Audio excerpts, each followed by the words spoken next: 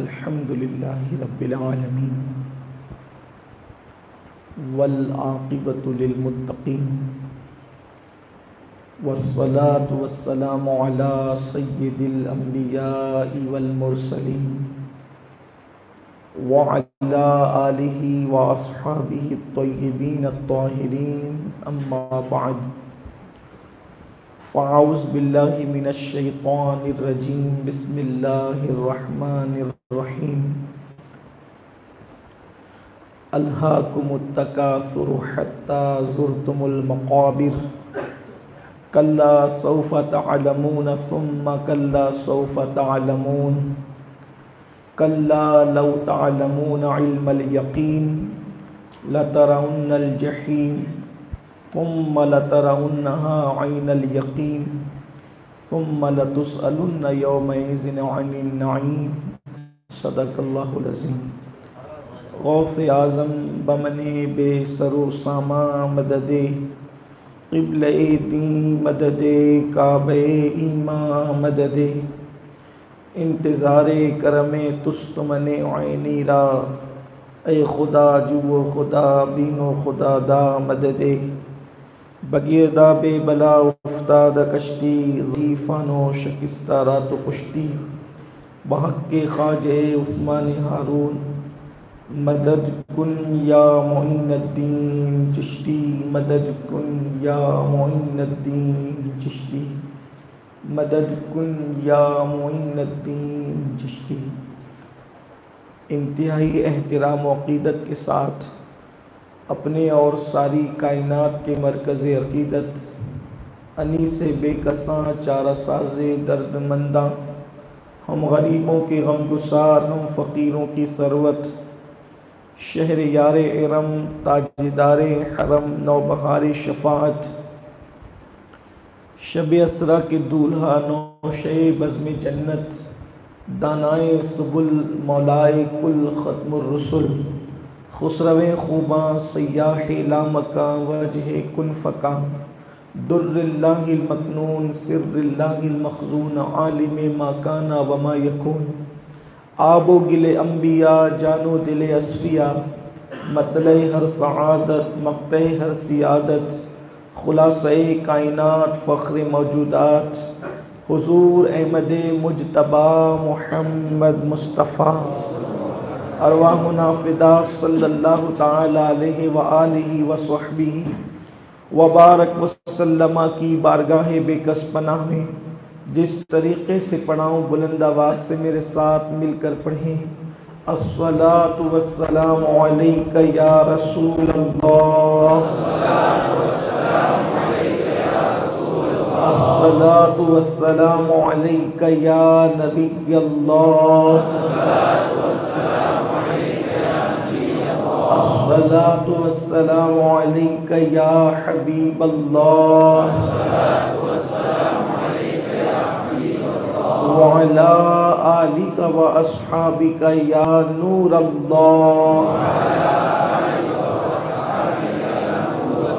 सल्लल्लाहु तआला अलैका वसल्लम। शहद दिखाए जहर पिलाए कातिल डाइन शौहर कुश इस मुर्दार पे क्या ललचाया दुनिया देखी भाली है।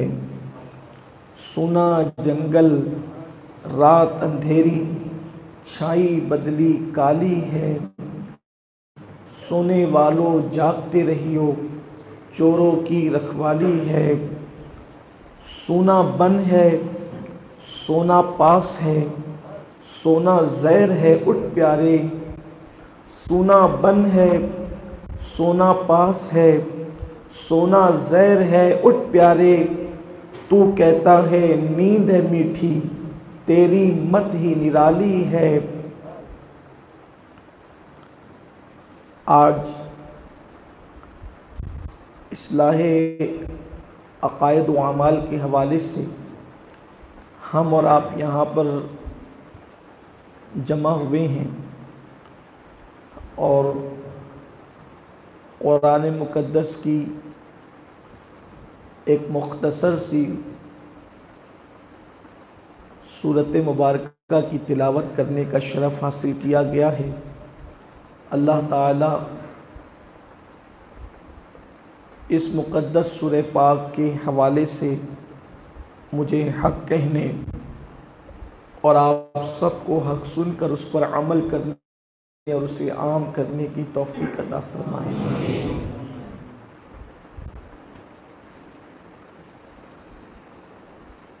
पूरी कायनात हंगामा आराई का शिकार है और पूरी दुनिया के अंदर सब दौड़ धूप कर रहे हैं और सबको एक ही तलब है, इल्ला माशाअल्लाह, एक ही तलब, पैसा कितना आएगा, कहाँ से आएगा, माल चाहिए, माल माल और माल।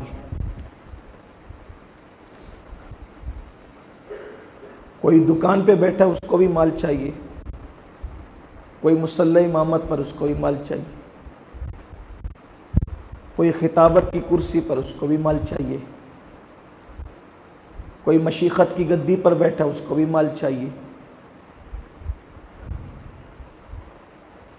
कोई शेर व सुखन का मालिक है उसको भी माल चाहिए, कोई खूबसूरत और आवाज़ का मालिक है उसको भी माल चाहिए, मौल्लिम है उसको भी माल चाहिए, शागिर्द है उसको भी माल चाहिए।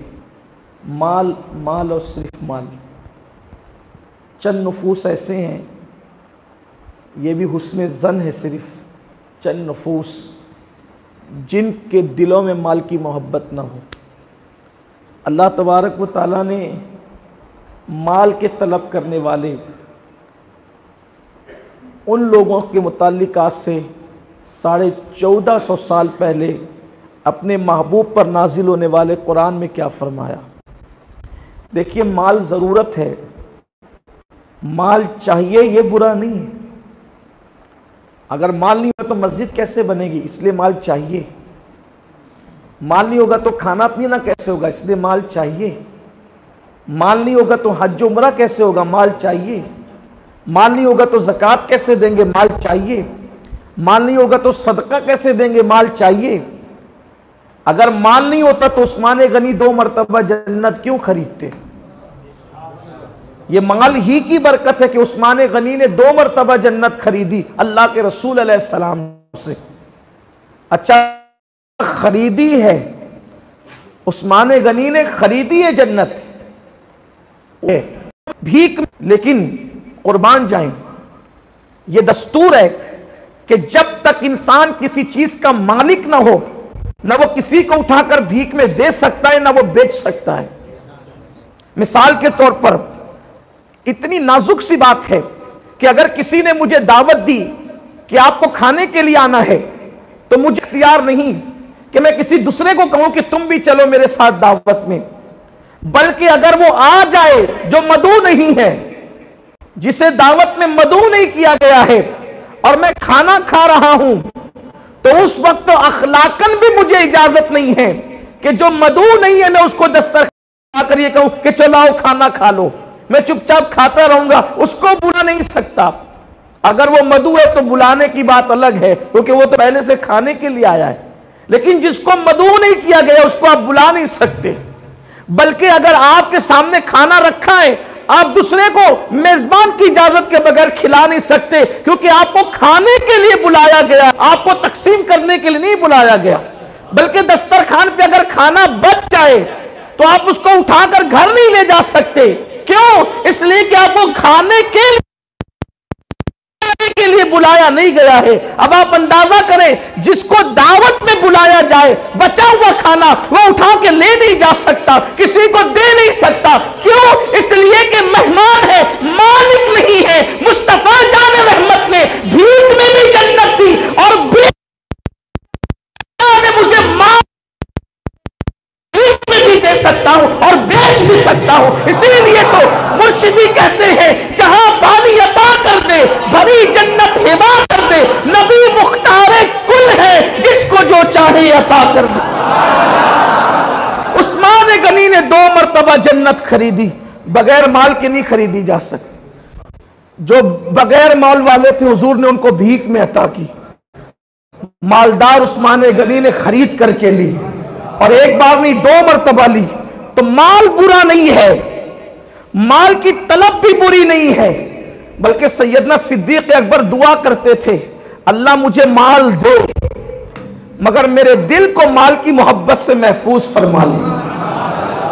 माल दे, माल की दुआ मांगना बुरी नहीं, माल मांगना भी बुरा नहीं, मालदार बन जाना भी बुरा नहीं, लेकिन एक मालदार वो है जो माल को तिजोरी में रखता है, माल को जेब में रखता है और यार को दिल में रखता है, यार की मोहब्बत को दिल में रखता है, अल्लाह व रसूल के प्यार को दिल में रखता है। ऐसे मालदार कभी बुरे नहीं। लेकिन एक मालदार वो भी है जो हम और आप लोग हैं, एक माल के तलबगार वो लोग हैं जो हम और आप भी। अल्लाह करे हम इससे निकले, इस दलदल से।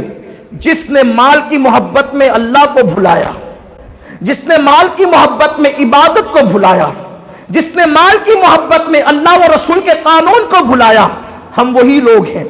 गाफिल लोग, खुद गर्ज लोग, मतलब परस्त लोग। हाँ हाँ, हम माल की मोहब्बत में इतने डूब जाते हैं, एक तरफ माल हो, एक तरफ रसूलुल्लाह की जात हो, हम किसको तरजीह देते हैं?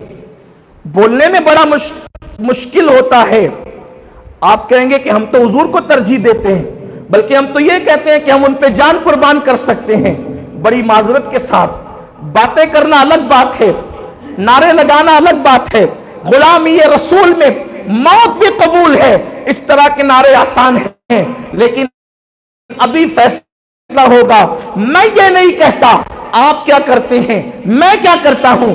आइए इस महफिल में आईना देखते हैं, हम करते क्या हैं। देखो, एक तरफ अल्लाह रसूल का फरमान है झूठ मत बोलना, एक तरफ अल्लाह रसूल का फरमान है झूठ मत बोलना, और दूसरी तरफ 2 रुपए के लिए, 10 रुपए के लिए, 20-25 रुपए के लिए हम झूठी कस्में तक खा लेते हैं, वो भी अल्लाह की कसम। लोग ये कहते हैं अल्लाह की कसम मुझे इतने में मिली नहीं, पड़ी नहीं ये चीज। झूठ बोल करके सौदा बेचते कि नहीं, चीज बिक रही थी। अल्लाह ने कहा झूठ नहीं बोलना, उसके महबूब का फरमान है झूठ नहीं बोलना, और माल की मोहब्बत कहती है झूठ बोल मालदार बन जाएगा। बोलो हम किसकी बात सुनते हैं?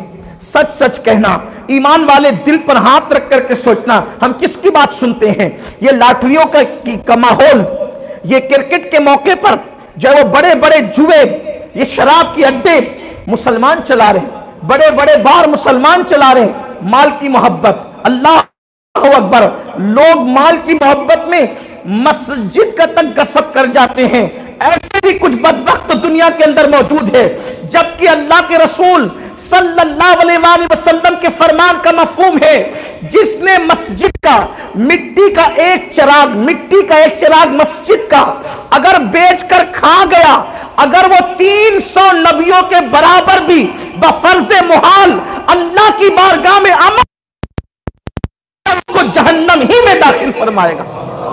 एक मस्जिद का मिट्टी का चिराग एक नबी के बराबर कोई अमल नहीं कर सकता, लेकिन अल्लाह के रसूल अलैहिस्सलाम ने मस्जिद के माल की अहमियत बताई कि मस्जिद का चिराग अगर कोई बेचकर खा गया, 300 नबियों के बराबर भी अमल लेकर के जाए, उसका ठिकाना जहन्नम ही होगा। आप अंदाजा करें, एक इंसान किसी का माल खा लेता है, किसी मुसलमान का माल गसब कर जाता है, माल के लिए एक दूसरे का कत्ल किया जाता है, माल के लिए एक दूसरे को नीचा दिखाया जाता है, माल के लिए अल्लाह अकबर मुसलमान नाचने की महफिलें तक मुनक्किद करते हैं, गानों की महफिलें तक मुनक्किद करते हैं। क्या नहीं किया जाता माल के लिए? बस माल आना चाहिए, हलाल के रास्ते से आए या हराम के रास्ते से आए, माल माल और माल। अल्लाह अकबर, आज मुसलमानों का हाल यह है कि अगर ड्यूटी पर जाना है, कारोबार के लिए जाना है, तिजारत के लिए जाना है, सुबह 5 बजे आंख खुल सकती है, लेकिन अल्लाह की इबादत फजर के लिए सुबह आंख नहीं खुल सकती। यह सूरत हाल है ऐसे माल के पुजारियों के लिए, ऐसे माल से मोहब्बत करने वालों के लिए। कुरान कहता है अलहाकुमुत तकासुरु हत्ता ज़ुरतुमुल मक़ाबिर, हलाक कर दिया तुमको माल की मोहब्बत ने, गाफिल कर दिया तुमको माल की मोहब्बत में। हत्ता कि तुम कब्रों तक पहुंच गए, तुम मौत के मुंह में पहुंच गए, कब्रों के किनारे तक पहुंच गए। माल की मोहब्बत ने हलाक किया तुम्हें, माल की मोहब्बत में गाफिल हो गए तुम अल्लाह से, यहां तक कि तुम कब्र के दहाने तक पहुंच गए। और फिर कुरान कहता है कल्ला सयालमून सुम्मा कल्ला सयालमून, और जरूर जान जाओगे, जान जाओगे और जरूर जान जाओगे, अनकरीब जान जाओगे। पहला जान जाना क्या है? जो माल की मोहब्बत में तुमने अल्लाह को भुलाया था, जो माल की मोहब्बत में तुमने अल्लाह के कानून को भुलाया था, जो माल की मोहब्बत में तुमने मुस्तफा जाने रहमत की शरीयत को भुलाया था, अभी जब तुम पर सकरात की मौत का वक्त तारी होगा, मरने से पहले सकरात का आलम होगा, कुरान कहता है उस वक्त जान जाओगे तुम, हकीकत माल को जान जाओगे कि माल, जिस माल के लिए रिश्ते तोड़े, जिस माल के लिए अल्लाह से रिश्ता कमजोर किया, जिस माल के लिए रसूलुल्लाह से रिश्ता कमजोर किया, जिस माल के लिए मुस्तफा जाने रहमत के लाए हुए दिन से रिश्ता कमजोर किया और बाज लोगों ने तोड़ दिया, कुरान कहता है जान जाओगे और जरूर जान जाओ। अभी दुनिया से गए भी नहीं हो, सकरात के आलम में पता चल जाएगा कि तुमने कितना कैसा सौदा किया, कितने खसारे का सौदा किया, कितने नुकसान का सौदा किया। अल्लाह के हबीब अलैहिस्सलातु व तस्लीम फरमाते हैं इंसान के 3 दोस्त होते हैं, 3 दोस्त, और 3 दोस्तों का हाल ये होता है कि अल्लाह अकबर, 3 दोस्त होते हैं। एक वो है सबसे पहले वो साथ छोड़ता है, 3 दोस्तों में सबसे पहले जो साथ छोड़ता है सबसे पहले, फिर दूसरा दोस्त है वो उसके बाद साथ छोड़ता है, और तीसरा दोस्त है वो कब्र के अंदर जाता है।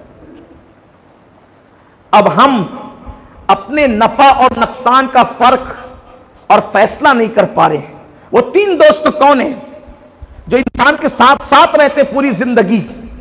पहला, सबसे पहले साथ छोड़ने वाला, बोलो जो पहले साथ छोड़ दे उससे बड़ा कोई बेवफा नहीं।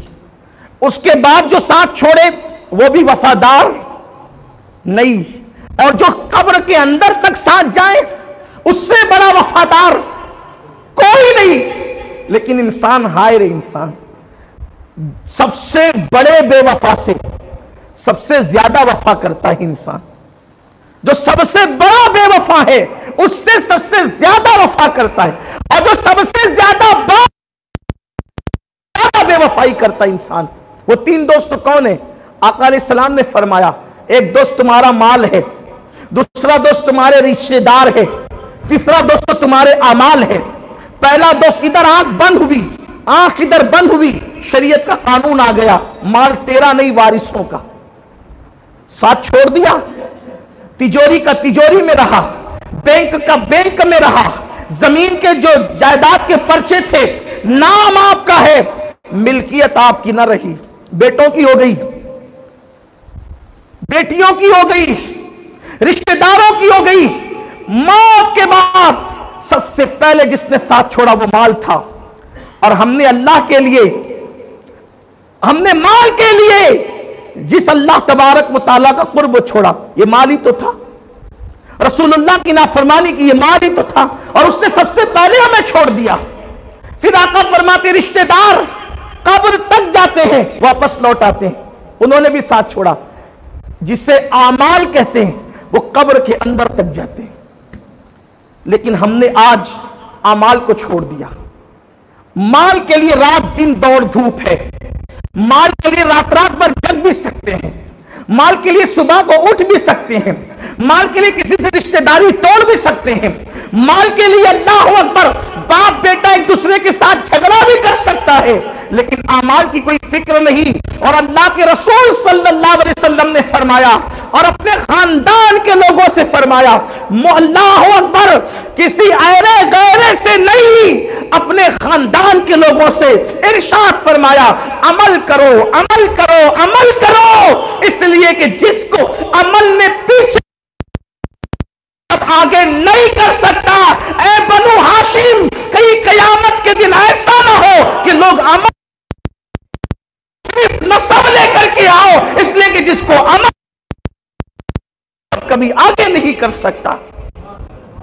हुजूर अकरम सल्लल्लाहु अलैहि वसल्लम ने अमल की बात की अपने खानदान वालों से, लेकिन मुस्तफा जान रहमत के फरमान का असर बनु हाशिम और अहले बैत की शान ये देखा ही नहीं। आज अमल से जिंदगी दूर है और कोसों दूर है। कितनी अफसोस की बात है, आज हम ये बात कहते हैं कि दुश्मनान इस्लाम के हवाले से दूसरी कौमों को इस्लाम के करीब नहीं आने दे रहे, दूर कर रहे हैं। मैं कहता हूं दूसरों को दूर करने का उतना अफसोस नहीं है, हम तो खुद इस्लाम से दूर हुए। हमारी जिंदगी में इस्लाम कहां है?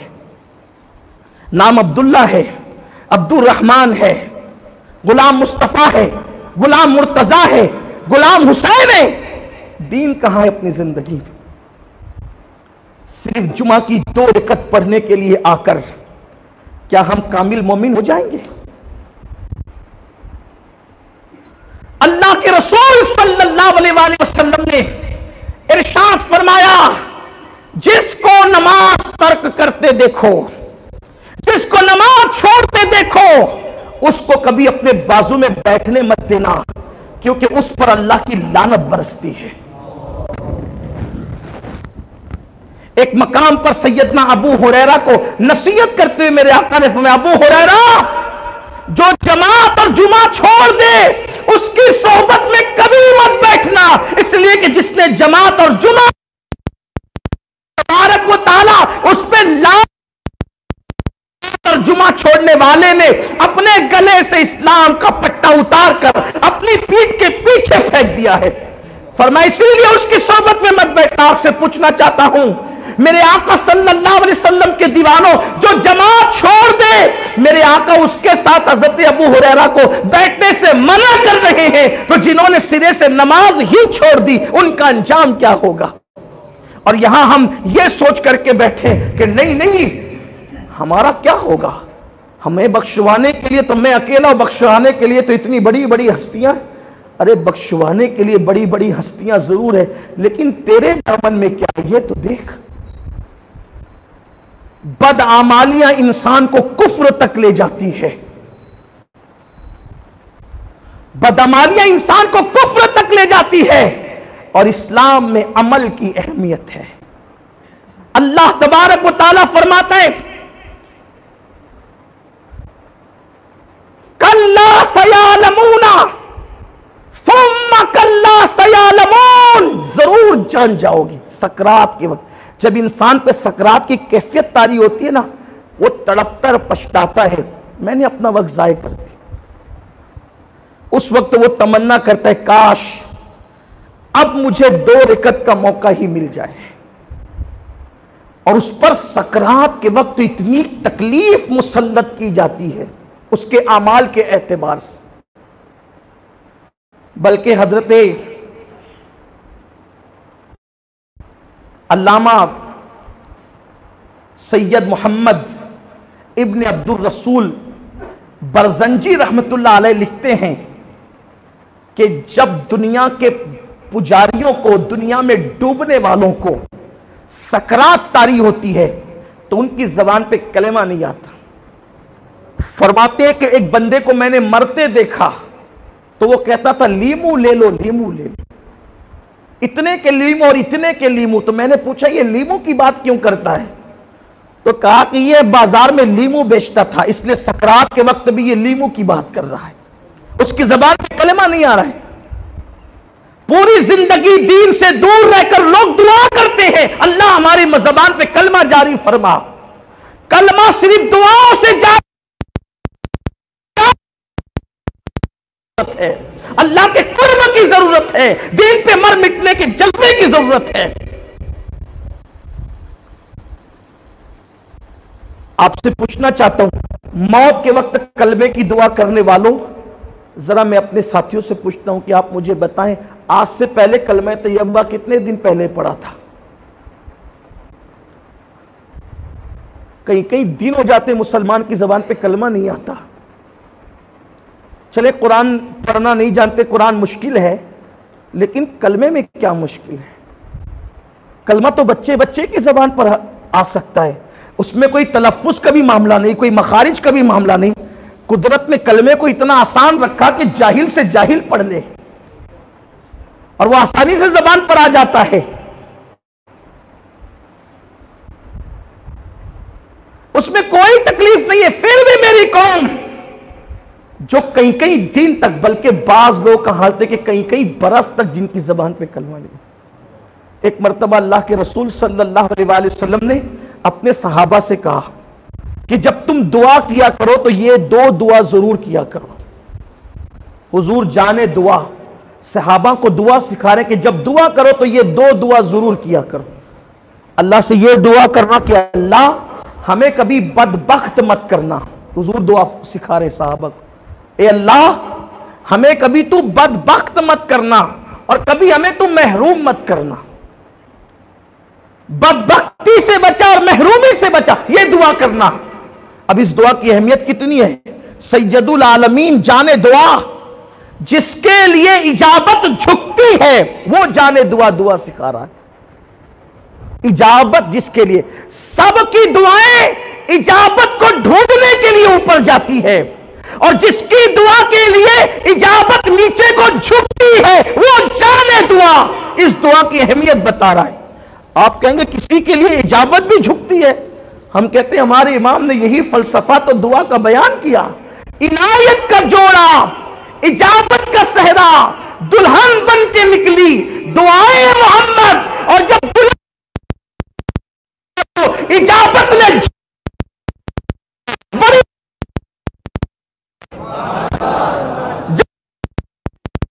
झुक जाए वो दुआए मुस्तफा जाने रहमत है। और आका फरमाते दो दुआ अपनी दुआओं का हिस्सा बना लो। एक तो ये कि अल्लाह हमें कभी बदबख्त मत करना और कभी महरूम मत करना। साहबा ने जब ये दुआ की अहमियत जान ली तो हुजूर ने खुद फरमाया, तुम मुझसे नहीं पूछते कि बदबख्त कौन है, तुम मुझसे नहीं पूछते कि बदबख्त कौन है, और तुम मुझसे नहीं पूछते कि महरूम कौन है।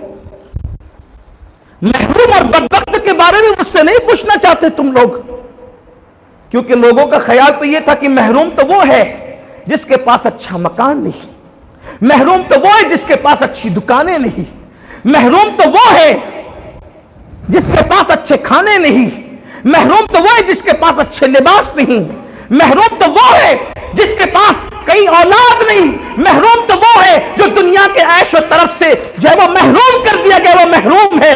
लोगों ने महरूम ये समझा था और बदबख्त उसको समझा जिसके हाथों में कभी हथकड़ियां हैं, कभी पैरों में बेड़ियां हैं। बदबख्त उसको समझा जो बीमारियों के अंदर मुब्तला है, बदबख्त उसको समझा जो दुनिया की राहतों से महरूम है। लेकिन मेरे आका ने खुद फरमाया, क्या मुझसे पूछते नहीं कि बदबख्त कौन है, महरूम कौन है? तो सहाबा ने किया, अल्लाह जाने, उसका रसूल बेहतर जाने, हुजूर आप ही बताएं कि बदबख्त कौन है और महरूम कौन है। तो मेरे आका फरमाते हैं, जो लोग नमाजों को छोड़ देते हैं वो बदबख्त है, अल्लाह के दीन में उनका कोई हिस्सा है ही नहीं।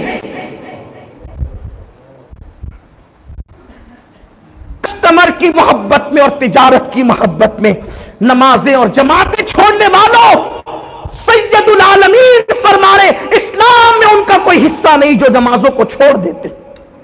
अल्लाह ने उनका हिस्सा उठा दिया, उनका कोई हिस्सा इस्लाम में नहीं है। इतना सुनकर भी हम होश में नहीं आएंगे, हम बेदार नहीं होंगे। अल्लाह फरमाता है जान जाओगे, जरूर जान जाओगे। इंसान ने दुनिया में जितने गुनाह किए होंगे, गुनाह वो सब सकरात के वक्त उसको दिखाए जाएंगे और उसका अंजाम भी दिखाया जाएगा। उस वक्त वो रो रहा होगा तो उसको रोना भी नहीं आएगा, उस पर इतनी प्यास मुसल्लत की जाएगी वो पानी को तड़पेगा, पानी मांग भी नहीं सके, पानी भी मांग नहीं सकेगा। और अगर हलक में रूह अटक गई, गरगरे की कैफियत होगी, तौबा करना चाहेगा तो तौबा का वक्त भी खत्म हो चुका होगा। बल्कि बाज लोगों ने तो मरने से पहले तौबा की, कुदरत ने मना कर दिया। कुछ लोग इतने पुरुम्मीद है कि खौफ का निशान भी उनके दिलों से ख़त्म है। इतने पुरुम्मीद होने की इस्लाम ने इजाज़त नहीं दी है। बैनल खौफ व रजा की कैफियत का नाम इस्लाम है, ईमान है। लेकिन हमने तो इतनी उम्मीदें वाबस्त है। लोग तो कहते हैं क़यामत में जो होगा देखा जाएगा। क्या होगा पहले तेरी सकरात के वक्त का अंदाजा तो कर। अगर ये मंजिल इतनी आसान होती तो सहाबा कब्रों पे जाके रोते क्यों? सैयदना उस्मान गनी, मैंने शुरू में जिनका जिक्र किया,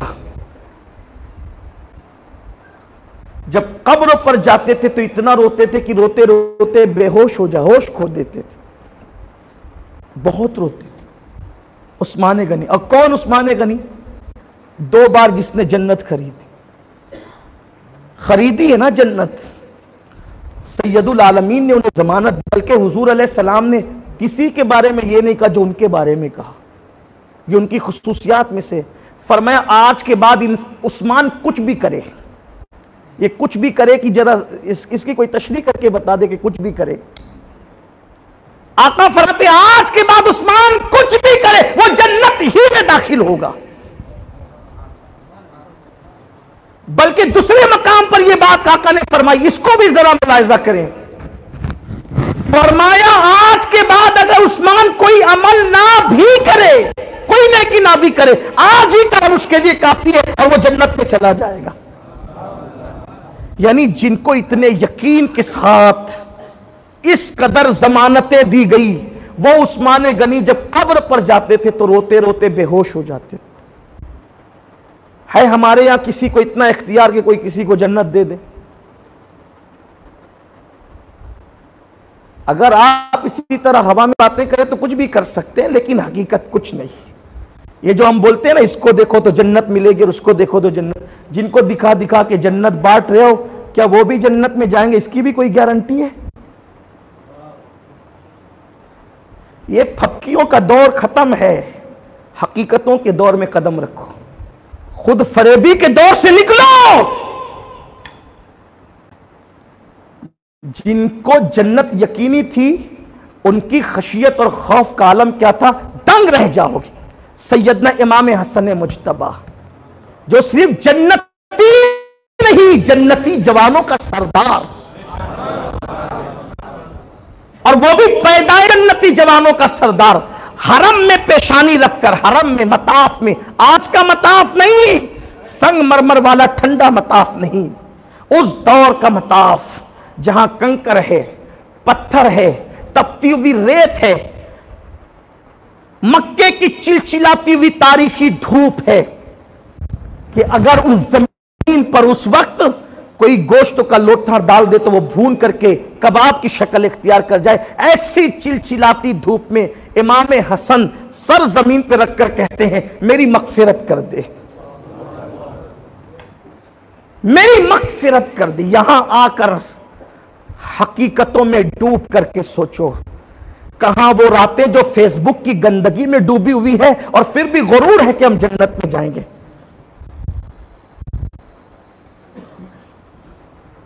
इसलिए कि हमें तो कुछ लोगों ने इतना बेखौफ कर ही दिया, यार तुझे क्या जरूरत, मैं ले जाऊंगा ना जन्नत। मैं पीराने पीर के भी पीर की बात कर रहा हूं, अभी पीराने पीर का जिक्र नहीं हो रहा। हम किस पर नाज करते? अल्हम्दुलिल्लाह मैं कादरी हूं, और अल्लाह मुझे नाज है, नाज नहीं मुझे फख्र है कि मैं कादरी हूं, और होना भी चाहिए। लेकिन हम गौसे पाक पे नाज करते हैं कि मैं कादरी हूं, और गौस पाक जिसकी निस्बत पे नाज करते वो इमाम हसन है। हम कहते हैं मैं कादरी हूं, इमाम गौसे पाक ने कहा अनल हसनी वल मुख्दा मकामी, कि मैं हसन का बेटा हूं, अल्लाह ने मुझे बुलंदी अता फरमाई। जिस हसने मुजतबा की निस्बत पर गौसे पाक नाज करे वो हसने मुजतबा, वो हसने मुजतबा तपते हुए मताफ में सर रख के कहते हैं अल्लाह मेरी मगफिरत कर दे। क्यों? इसलिए कि अल्लाह ने रिस्क का वादा किया है, रिस्क का वादा किया है। हम लोगों के नाम बनाम उसने मगफिरत का वादा नहीं किया है। क्या कहा उसने? वो जिसको चाहे अजाब दे, ये कहा है। सूरह आले इमरान की इख्तितामी आयत आमन रसूल से पहले की तरफ आप जाएंगे, वयुअज़्ज़िबु मन यशाअ,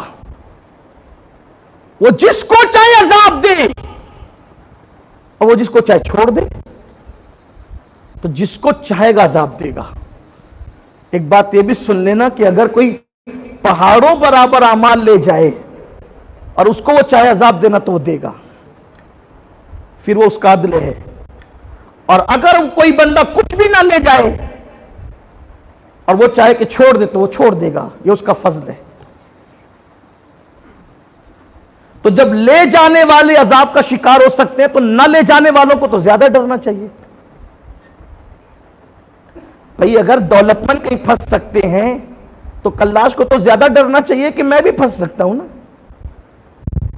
दौलत से मुराद यहां नेकी के दौलतमंद, दुनिया के दौलतमंद नहीं। वहां तो कुछ चलना ही नहीं, किसी ओट ओट नोट नोट कुछ नहीं चलेगा, वहां किसी की कुछ नहीं चलने वाली।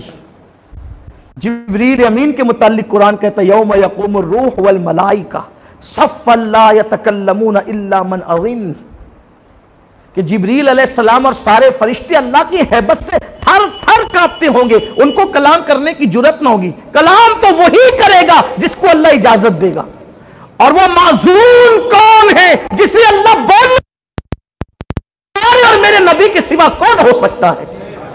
वो आमिना के लाल, उनके बोलने का आलम भी क्या होगा।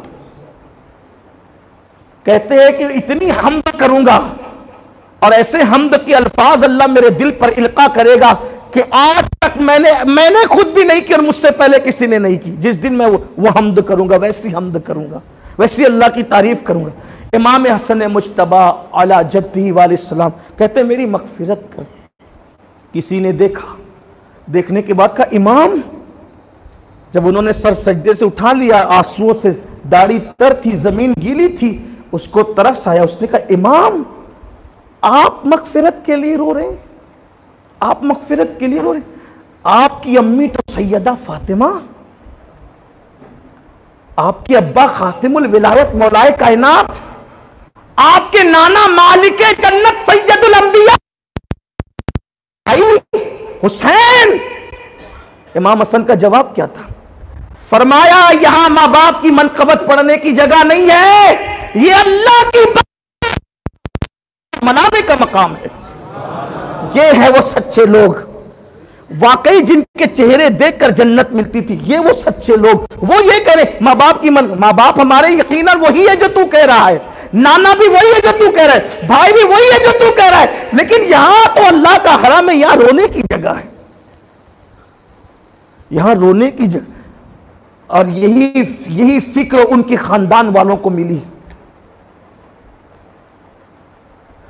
दाता साहब ने कशफुल महजूब में लिखा है इसको कि हज़रत सैयदना इमाम जाफर सादिक जो सगे पोते हैं इमाम ज़ैनुल आबिदीन के सैयद सज्जाद के, जब उनके दोस्तों और आवाम से जब वो मिलते थे, लोगों से हम जैसे मुसाफा करते हैं लोगों से, वैसे वो भी लोगों से मुसाफे करते थे।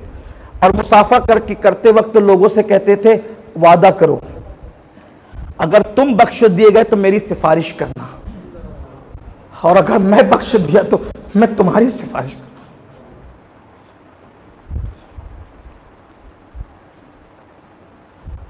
जिनके आले नबी होने में मुनाफिकीन को भी शक नहीं था।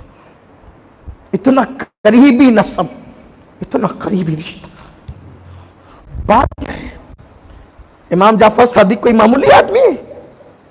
इमाम आजम जैसा अल्लाह को ख्वाब में 100 मरतबा देखने वाले नौमान बिन साबित इमाम आजम जैसी हस्ती कहती है कि अगर जाफर सादिक न होते तो नौमान हलाक हो गया होता।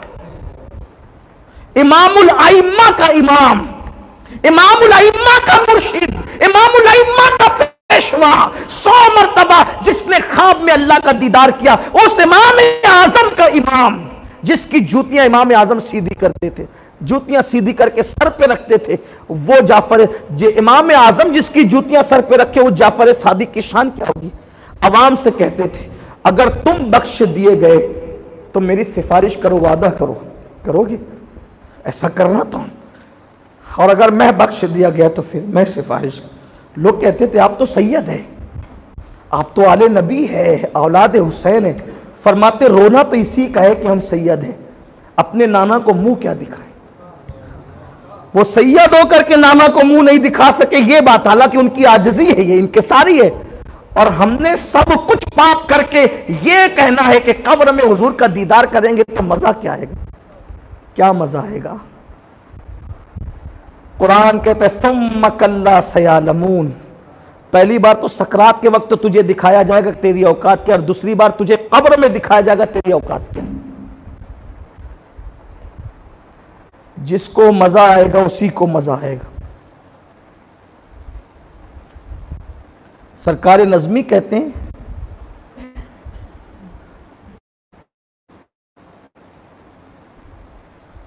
उनका सामना मैं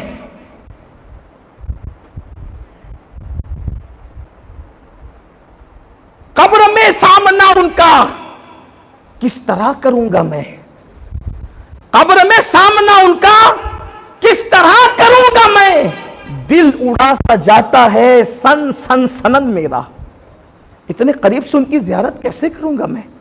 अगर उन्होंने कह दिया कि मेरा बनकर के सूद के लुक़्मे खाता था माल की मोहब्बत में, तो क्या होगा। मेरा बनकर दाढ़ियां मुंडाकर गटरों में फेंकता था तो क्या होगा। मेरा बनकर लड़कियों पे बदनजरी करता था, पाप की नजरें डालता था तो क्या होगा। दुनिया के इम्तिहान में कोई नाकाम हो जाए फिर मौका है, फिर मौका है, फिर मौका है।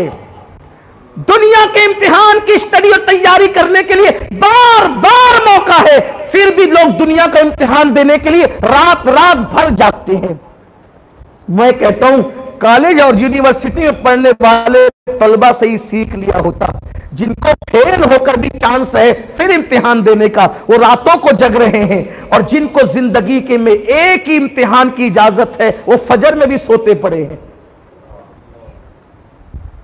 वो तरावी से भी गायब है, वो रमजानुल मुबारक के रोजे से भी गाफिल है, वो अल्लाह की किताब कुरान से भी दूर है। मुझे बताएं जिन्हें एक ही चांस है फर्स्ट और लास्ट, वो लोग इतने गफलत में, इतनी दुनिया तलबी में, इतनी माल तलबी में। माल का पुजारी, तेरी पूरी कुल पूंजी क्या है? जो खा के हजम कर जाए वही तेरा है, और जो पहन के फाड़ दे वही तेरा है। इसके सिवा जो कुछ है सब दूसरों का है। अरबपति भी उतनी रोटियां खा सकता है जितना फुटपाथ पे पड़ा हुआ गरीब खाता है। 6 रोटी से ज्यादा खा सकते हो अरबपति होने के बाद भी, और एक ड्रेस से ज्यादा एक दिन में पहन सकते हो अरबपति होने के बाद। एक ड्रेस तो उसने भी पहन रखा है जो फुटपाथ पे पड़ा हुआ है, और 6 रोटी वो भी खा रहा है कि जो फुटपाथ पे पड़ा हुआ है, और हम भी वही खा रहे हैं। ग़िज़ा में फर्क जरूर है लेकिन खाना तो उतना ही है ना। बल्कि मैं तो ये कहता हूं आज के इस माहौल में तो गरीब कुछ अच्छा खा लेता है। क्यों? देखो कोई अपने ऊपर नहीं लेना, मुतलकन बात हो रही है। और हर बीमार सजा के तौर पे बीमार हुआ ऐसा नहीं है, किसी को शक की नजर से ही मत देखना। मालदारों के सामने दस्तरखान सजा हुआ, ये ले, नहीं नहीं ये नहीं लेता, प्रेशर है डॉक्टर ने मना किया। ये ले ले, नहीं ये भी नहीं लेता, हार्ट का प्रॉब्लम है डॉक्टर ने मना किया। ये ले ले, और ये भी नहीं लेता, शुगर भी है ना इसलिए ये भी नहीं लेता। और वो देखो दोनों दोनों हाथ से खाया जा रहा है। आप देखें ना जरा, इबरत की नजर से देखें क्या जिंदगी है। कमाया बहुत, जमाया भी बहुत, लेकिन किसके लिए? काश कि जितनी मेहनत इंसान ने माल के लिए की थी उतनी मेहनत इंसान आमाल के लिए करता। मैं ये नहीं कहता माल जमा नहीं करो यार, हमारे यहां गरीब कौन है? रसूल पाक से लेके गौस पाक तक, गौस पाक से लेके इमाम आजम तक, इमाम आजम से लेके गरीब नवाज, कौन हमारे यहां गरीब है? सब तो मालदार लोग हैं। अगर आपको हैरत होगी तो बता दूं रसूलुल्लाह सल्लल्लाहु अलैहि वसल्लम की महीने की आमदनी लाखों रुपए थी उस दौर में, महाना आमदनी। फिर आप कहेंगे चूल्हा क्यों नहीं जलता था? यही तो शान है। यही शान है कि सुबह को लाखों आते थे, शाम से पहले पहले गरीबों में तकसीम कर दिए जाते, लेकिन थी लाखों की आमदनी, थी लाखों की आमदनी, लाखों की आमदनी थी गौस पाक की। जब इंटरनेट का दौर नहीं था, टेक्नोलॉजी का दौर नहीं था, ट्रेन और प्लेन का दौर नहीं था, गौस पाक का माल तिजारत उस दौर में कई मुल्कों तक जाता था, कई मुल्कों तक। ये एक्सपोर्ट और इंपोर्ट का जब अपना तारुफ कराते तो लोगों का सीना बहुत चौड़ा होता है कि मैं एक्सपोर्ट भी करता हूं और इंपोर्ट भी करता हूं। तो इंटरनेट के दौर में कर रहा है तो क्या कर रहा है? मेरे मुर्शिद गौस पाक ने तो उस दौर में किया जब ऊंटों का दौर। लेकिन फर्क देखो, तवज्जो है, फर्क देखो, तू करोड़पति होकर झूठ झूठ झूठ, सूद सूद और सूद। और गौस पाक इतने बड़े ताजिर थे, फरमाते वल्लाह मैंने अपनी जिंदगी में दो काम कभी नहीं किए, मैंने हराम झूठ नहीं बोला। आज मेरी कौम का ताजिर कहते हैं मौलाना जो झूठ नहीं बोलता वो तरक्की नहीं करता, और अगर हलाल से जाएंगे तो जल्दी तरक्की नहीं होगी। हमारे देख लो मुझे झूठ बोल, मैंने आलमी तिजारत करके बता दिया कि झूठ बोल की जा सकती है, हराम खाए बगैर भी इतनी बड़ी तिजारत की जा सकती है कोई आज दुनिया में ऐसा जो रोजाना नया लिबास पहने और बादशाह से महंगा पहने? एक मर्तबा टेलीविजन पे कुछ एंकर चीख रहे थे कि फला साहब रोजाना नए कपड़े पहन रहे हैं और वो मुल्कों की सैर कर रहे हैं। आप ही की जमीन से उनका ताल्लुक है, खैर से बुरा लगे तो माफ करना। मैंने कहा लोगों के माल पे पहना तो क्या पहना, हमें तो थोड़ी मुतासिर कर सकता है। माल चुरा कर पहन रहा है, मेरे मुर्शिद गौस पाक ने तो खुद कमा कर पहना। हाँ, और तू कपड़े नए बनाकर इतराता है, छुपाता है, पता नहीं तेरे कपड़े कहां जाते। मेरे मुर्शिद की शान तो ये थी कि बादशाह से महंगा पहनते थे, एक पहनते थे, दूसरे दिन वो कपड़ा किसी गरीब को पहनाकर बताते थे, किसी गरीब को पहनाने के लिए खुद पहन लिया था। मेरे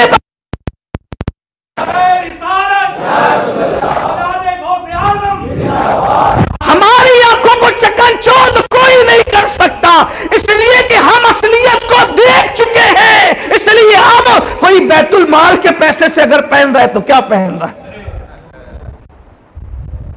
तो दुनिया की तलब, दुनिया पहली मंजिल ये है, पहला मकाम ये है कि सकरात के वक्त बताया। अल्लामा बरजंजी फरमाते हैं कि एक बंदे की मौत का वक्त करीब था, वो बार बार कहता था वो हम्माम वाली कैसी थी, और वो हम्माम वाली कैसी थी, कलमा नहीं पढ़ता था, कहता था हम्माम वाली कैसी। कहा जब उसकी जबान पे कलमा नहीं था तो लोगों को तशवीश हुई, ये हम्माम वाली कैसी थी की बात करता है। तो पूछा गया कि क्या मामला है? तो दोस्तों ने बताया कि ये अपने कमरे में बैठा हुआ था और एक औरत आकर के उससे पूछती है कि वो फुला हम्माम किधर है, तो उसने अपने घर की तरफ बताया। जब वो घर में दाखिल हुई तो उस औरत से उसने कहा कि मैं तो आज तेरी आबरू लूटूंगा और तेरी इज्जत पे हमला करूं। उसने कहा कि मुझे कोई फिक्र इसकी नहीं है, मैं भी तैयार हूं इसके लिए। उसने कोई रिएक्शन नहीं किया, होशियार थी वो, कोई मैं भी तैयार हूं इसके लिए, तू जितना चाहता उससे ज्यादा मैं चाहती हूँ कि तेरे साथ बदकारी करूं, लेकिन मुझे भूख लगी है, भूखे कोई लुत्फ नहीं आएगा इस गुनाह करने का, पहले कुछ खिला दे। तो कहा कि उसने तो सोचा कि चलो ये तो अपनी फील्ड की खातून नजर आती है, तो बेफिक्र होकर के चला गया रोटी और हलवा लाने के लिए। इधर वो गया उधर वो चली गई, इज्जत बचाकर उसने ये हीला इख्तियार किया, और चंद दिनों के बाद इसको मौत आ गई। तो ये वही जिक्र कर रहे वो हम्माम वाली कैसे। कहीं अल्लाह ना करे ऐसा ना हो कि मरते वक्त हमारी जबानों पर भी कलमे की बजाय दुनिया का कोई नाम हो। रातों को इंटरनेट की जो रंगीन रातें हमने बना रखी है ना, यूट्यूब की और फेसबुक, कहीं अल्लाह ना करे कि जबान पर ये आ जाए। और याद रखना दुनिया में पहली और आखिरी मर्तबा है, इससे पहले कभी नहीं आए थे, इसके बाद कभी नहीं आए। इसलिए अल्लाह के लिए अमाल की तरफ तवज्जो दो। और जितने अमल कर सकते हो कोई मत छोड़ो, हर अमल कर गुजरो। लेकिन एक बात याद रखना, जो करो अल्लाह के लिए करो। हम यहां भी थोड़े नाकाम हो रहे हैं, थोड़े नहीं बहुत नाकाम है। एक तो हम अमल करते नहीं, और करते तो फिर अल्लाह के लिए नहीं कर पाते। हुजूर मुफ्ती आजम कहते हैं, नफ्स बदकार ने दिल पर ये क़यामत तोड़ी, अमले नेकिया भी तो छुपाने ना दिया। हुजूर अकरम सल्लल्लाहु अलैहि वसल्लम फरमाते हैं, मुझे ये फिक्र नहीं है, तवज्जो करना, मुझे ये फिक्र नहीं है कि मेरे बाद मेरी उम्मत बुत परस्ती करेगी। वो नहीं करेगी बुत परस्ती। मेरे बाद मेरी उम्मत शिर्क नहीं करेगी, बुत परस्ती नहीं करेगी। शैतान मायूस हो चुका है आज कि उम्मत मोहम्मद या शिर्क में मुब्तला हो, बुत परस्ती में नहीं होगा ऐसा। अलबत्ता शिर्क असगर का मुझे खौफ खाया जाता है, मुझे खौफ है शिर्क असगर का, छोटा शिर्क, वो खौफ मुझे बेचैन करता है, बेकरार करता है। मुझे बहुत डर है अपनी उम्मत पर कि वो शिर्क असगर में गिरफ्तार होगी। पूछा गया, या रसूल अल्लाह, ये शिर्क असगर क्या है? फरमाया, लोग अमल तो करेंगे, अल्लाह के लिए नहीं करेंगे, किसी को दिखाने के लिए करेंगे। और फिर हुजूर अलैहिस्सलाम ने उस वक्त एक बात और बयान फरमाई, फरमाया लोग अल्लाह के लिए नहीं करेंगे किसी को। जैसे तकरीर हो रही है, तकरीर हो रही है, अब ये इस तरह बिकेगी, या तो मांगा जाएगा कि नजराना कितना दोगे, ये अल्लाह के लिए ना हुआ, ये तो पैसों के लिए हुआ, यही अल्लाहुम तकासुर। या फिर अगर कोई और मुखलिस है, पैसा नहीं मांगता, तो कोई अच्छा नुक्ता बयान करते हुए ज़हन में ख्याल है, मैं निकाब क्या बयान करूं, कोई जरा तारीफ कर दे, ये भी अल्लाह के लिए ना हुआ। कभी हम लोग भी कहते हैं ना, जरा दाद तो दो, किससे दाद मांगते हैं, अल्लाह के लिए ना हुआ। बयान के बाद निकले तो थोड़ी कॉलर टाइट करके, कैसा था आज, अल्लाह के लिए ना, ये कैसा था कार, अल्लाह के लिए ना हुआ। मैं किसी को, अल्लाह के घर में किसी को नहीं कह रहा हूं, मैं अपनी बात बयान कर, अगर हमने कह दिया कैसा था, गया। हुजूर फरमाते, इसी शिर्क असगर का मुझे खौफ। अकेले नमाज पढ़े तो धड़ाधड़, पढ़े तो पढ़े नहीं, अब पढ़े तो धड़ाधड़, और मगर मस्जिद की पहली सफ में हो तो फिर आ जनाब का देखिए रुकू और सुजूद, अल्लाह के लिए नहीं। हुजूर अकरम सल्लल्लाहु अलैहि वसल्लम फिर हदीस कुदसी बयान करने लगे, फरमाया लोग दिखावा करेंगे, अल्लाह के लिए नहीं करेंगे। और अल्लाह का फरमान है कि मैं सबसे ज्यादा हकदार हूं कि मेरी इबादत की जाए, और मुझे सबसे ज्यादा बुरी यह चीज लगती है कि कोई मेरी इबादत में किसी गैर को शरीक करे, शरीक करे किसी गैर को। और फिर फरमाया, जो मेरी इबादत में मेरे सिवा मेरे गैर को शरीक करेंगे, जाओ कयामत के दिन जिसको दिखाने के लिए इबादत की थी, आज बदला उससे मांगो। थोड़ा यहां रुक करके ठहरना और सोचना। ज़कात देते वक्त अपने घर पे कतार लगवाने वालों, ज़कात देते वक्त अपने घरों पे कतार लगवाने वालों, लोगों को बार बार बुला के देखें तो सही कि मैं ज़कात बांट रहा हूं। घर पे मेहमान आए तो कहते अल्हम्दुलिल्लाह मेरे 4 हज हो गए। किसने पूछा था आपसे 4 हज हो गए? कितना नाजुक है ना रिया का मामला, शिर्क असगर का मामला। ज़ैलुल मुद्दआ अहसनुल व्याल आदाबी दुआ पर जो आशिया लिखा गया है उसमें यह मौजूद है। इमाम सुफियान सौरी एक दावत में गए, दावत में तशरीफ ले गए तो देखा कि मेजबान दस्तरखान लगाया और अपने गुलाम से कहा जरा वो प्लेटें लाना, वो प्लेट लाना जो मैं दूसरे बार हज पे गया था तो लाया था। हमने कुदरत की शान करीमी पर गौर किया, उसकी शान गैरत पर कभी गौर नहीं। वो करीम है, रहीम है, तो वो गैरत वाला भी है, वो बहुत गयूर है, बहुत गयूर है। हम बस ये कहते हैं कि वो रहीम है, करीम है, वो रहीम है, बेशक रहीम और करीम है, लेकिन वो गयूर भी है, गयूर।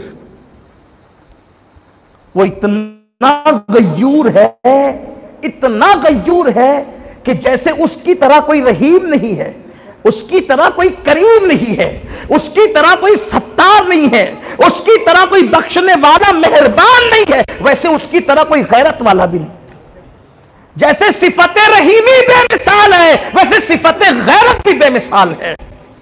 उसकी गैरत का अंदाजा इससे कर लो, इससे कर लो गैरत का अंदाजा कि जिसको अपने हाथ से जमीन पे अपना खलीफा बनाता है, एक लफ्ज़िश पैगंबराना करने पर उसको जन्नत से बाहर भी करता है। ये सिफत गैरत है उसकी।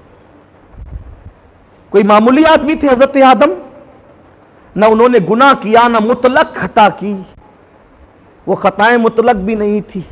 लोग उसको खता इज्तिहादी कहते हैं और हम अहले सुन्नत उसको मजीद अदब के पैराए में ढालकर लफ्ज़िश पैगंबराना कहते हैं।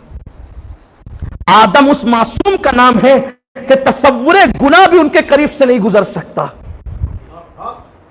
लेकिन शाने गैरत उसकी, शाने गयूरी का आलम यह कि जिसे खलीफे फिलार्द किया, फरिश्तों का मस्जूद बनाया, फरिश्तों ने सजदा किया, जिसके सामने झुके सब।